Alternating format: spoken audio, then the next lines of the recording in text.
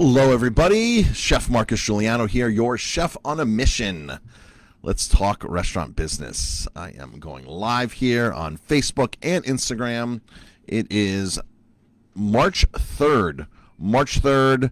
Welcome, everybody. Chef Marcus Guiliano here. Let's talk about the one thing that a lot of restaurateurs, restaurant owners, restaurant operators are afraid to do that you must do. You have to do it, else you won't be around to even consider this an option. So, I don't know of one person out there that can see what's happening with rising costs of everything. Here in the restaurant industry, buying food, I mean, everybody goes to the grocery store, everybody eats, everybody knows that food is skyrocketed, everybody knows that gas is up, everybody knows that, there's unfortunately some inflation going on, and it's not good. And I know a lot of restaurant owners that are very afraid to raise their prices. It's not really an option. It is a necessity to keep your business going. Most restaurateurs previous to this, 2 years ago, were having trouble with food costs. They were having trouble with labor costs. They were having trouble keeping these two numbers in line. And it's a shame because that labor cost is your number one biggest expense. Food is right behind it, right? So if a restaurant, for every dollar they bring into the register, 30-40% could be going to labor and 30% could be going to food. That's 70%. 70% of what we call prime cost, those two numbers together, is not a profitable restaurant. That's not profitable at all. A restaurant needs to be around 55 prime cost. It means 27% goes to food, 27% goes to labor. And that's a much better number than 70. Restaurant industry is a very narrow margin to begin with. And the first thing when I joined a mastermind group many years ago, in 2008, 2009, the first thing that I learned in the group and that I was supported by other restaurant owners was you have to raise your prices. And this is back in 2009.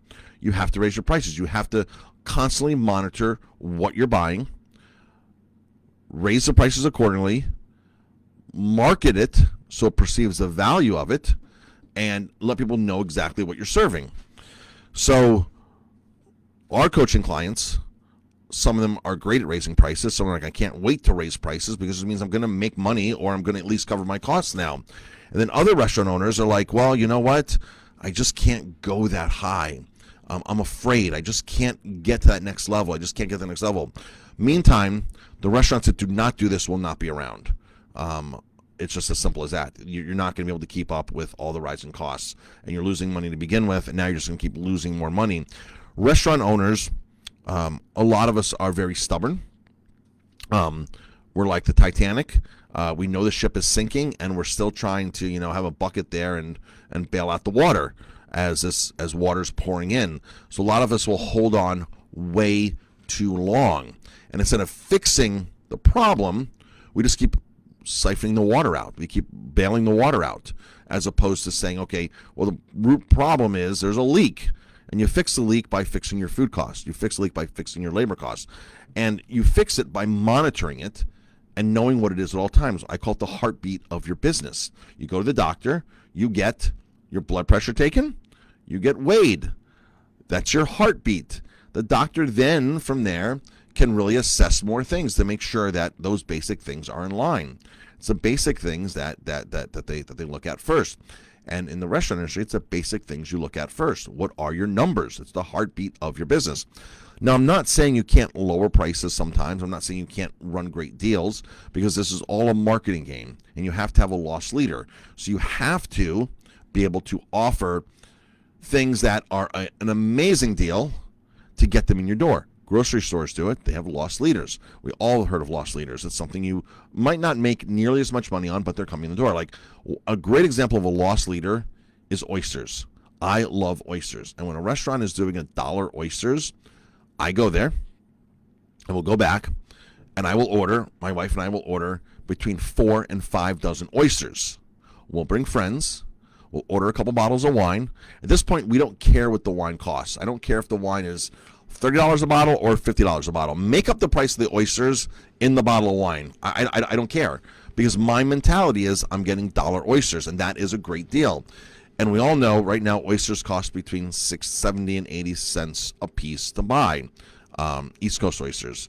So then you have to put all the labor into shucking them and purging them and serving them. There's no money in oysters, no money in the dollar oyster. There's money in somebody sitting at your bar, bringing friends, consistently coming and drinking wine and ordering an $18 appetizer, ordering a $35 entree. And a $35 entree or $40 entree or $50 entree is not so bad after you just got a great, fantastic deal on oysters. It's all about the mindset. So definitely have a loss leader. Our loss leader is our birthday offer.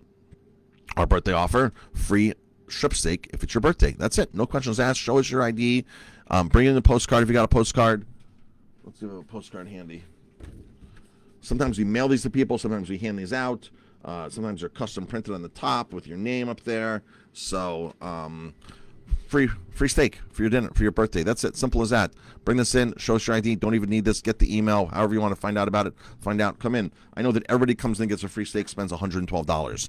I know that because we run numbers. We're very keen on analytics, on the metrics of things. So we know that's what's happening. So for me to give away something and get $112, it's called advertising. It's called marketing. We all have a budget, or we should have a budget for marketing. And if the cost of acquisition works, you keep repeating the cost.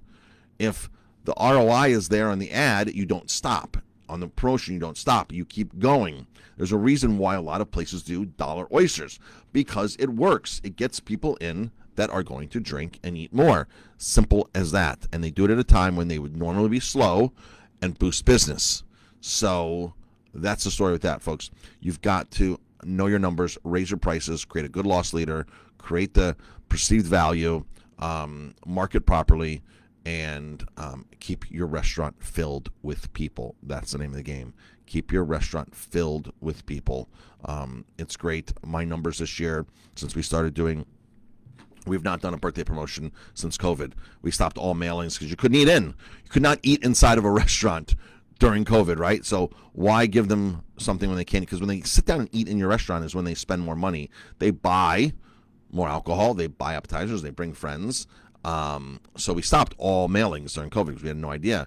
And all of a sudden, 2 years after, I'm like, we haven't done our birthday offer in a while, but let's bring it back better than ever. Instead of giving $10 off or $12 off the purchase of 2 entrees, let's go all on out and do something really massively huge.